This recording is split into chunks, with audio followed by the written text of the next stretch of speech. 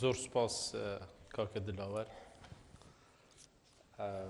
منیش بەش بە حاڵی حەقەت دەمەوێ لە دەستپێکردنی ئەم کۆبوونەوەیە سەرخۆشی خۆمان ئاراستەی خانەوادەی دکتۆر ئەحمەد چەلەبی و بکەین.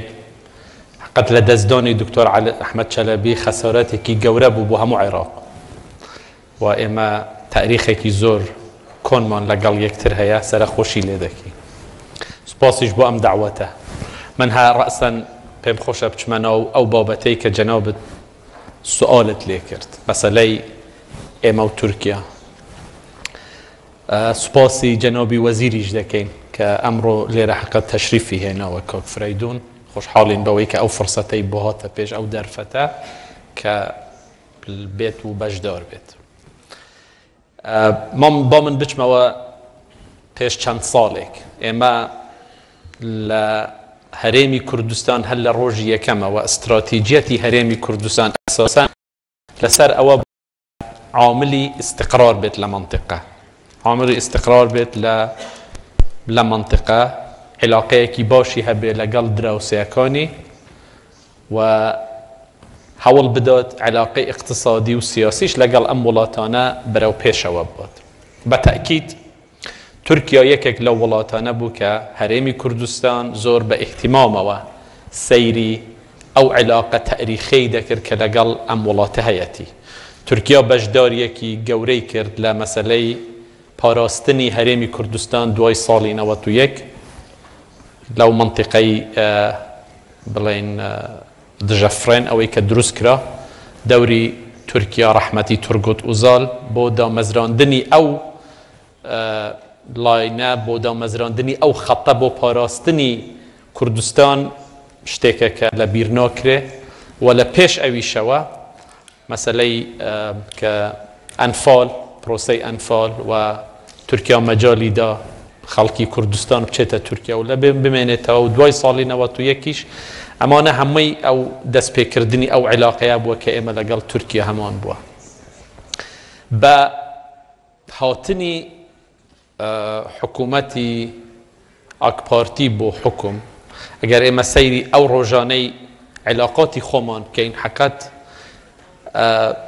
بە حساب لەسەر حدودەکانی ئێمە جەیش هەبوو، تەهدید دەکرا بۆ تەدەخل بۆ ئەوە.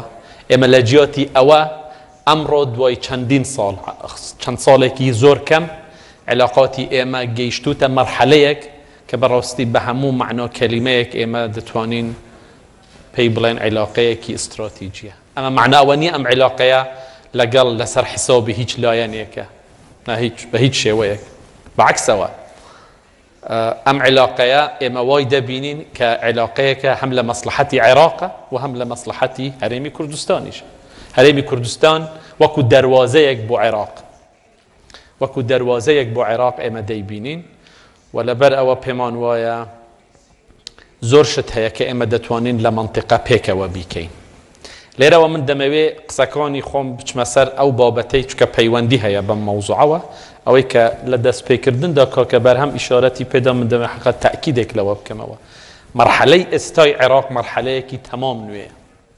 مەسەلە ئەوە نییە ئێمە لەم وڵاتەدا 13 ساڵ 12 ساڵ تەحەمڕاوەستاین بۆ ئەوەی دەستورێک جێبەجێ بکرێت، نەکرا. نزیکەی ناتوانین 12 ساڵی تریش ڕابوەسین بزانین ئایا ئەم دەستورە جێبەجێ دەکرێت یان جێبەجێ ناکرێت. کەواتە بە هەموو پێوەرێک، بە هەموو معنایەک ئەمڕۆ لە عێراقدا ئێمە دەبێت زۆر بە جددیدا بنیشین، بیر لەوە بکەینەوە چۆنیەتی داڕێشتنەوەی ئەم وڵاتە بە چ شێوەیەک بێ.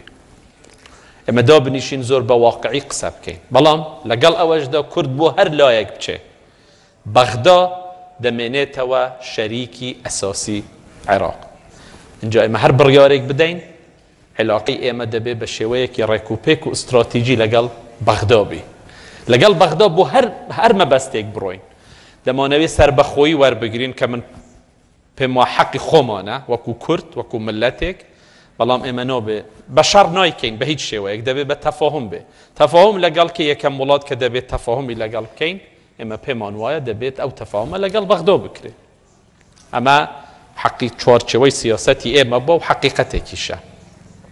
ئەمڕۆ ئەولەویەتی هەرێمی کوردستان مەسەلەی داعشە ئەمە یەکەم ئەولەویەتی ئێمەیە ئێمە 1000 و چەند کیلۆمەترێک حدودمان لەگەڵ داعش هەیە هەتا ئێستا نزیکەی 1300 شەهیدمان هەیە 7000 بریندارمان هەیە لەم شەڕەدا لەگەڵ داعش سوپاسی هەموو ئەو وڵاتانە دەکەین کە لەم شەڕەدا لەم بەرگریەدا یارمەتی ئێمەیان داوە و تورکیاش یەکێک لەو وڵاتانەیە کە یارمەتی ئێمەیدا ئێران یارمەتی ئێمەی داوە وڵاتانی ئەوروپی یارمەتی ئێمەدا و لەسەر هەمویانیشەوە ئەمریکا یارمەتی ئێمەی داوە بۆ ئەم شەڕی کە ئێمە ئێستا لەگەڵ داعش دەکەین ئێمە و بەبێ ئەو یارمەتیانە حەقیقەت زۆر زەحمەت بوو بتوانین ئێمە ڕایان بگرین بۆ زەحمەت بوو ئێمە سیاسەتی هەرێمی کوردستان دوای ڕۆخانی سەدام لەسەر استراتیجیەت لەسەر یەک دووشتی ئەساسی بنیاتمان نابوو پایەمان ئەوەیە مەرحەلەی کورد ملەتی ئێمە تاریخیان زۆری چێشتووە 5000 گوندی وێران 182000 ئەنفال ئێستا وەختێتی ئەم وڵاتە سەر لە نوێ ئێمە هەوڵ بدەین ئاوەدانی بکەینەوە هەوڵ بدەین مؤسساتی خۆمان ڕێک و پێک بکەین هەوڵ بدەین ژێرخانێکی ئابووری مرەتەب دروست بکەین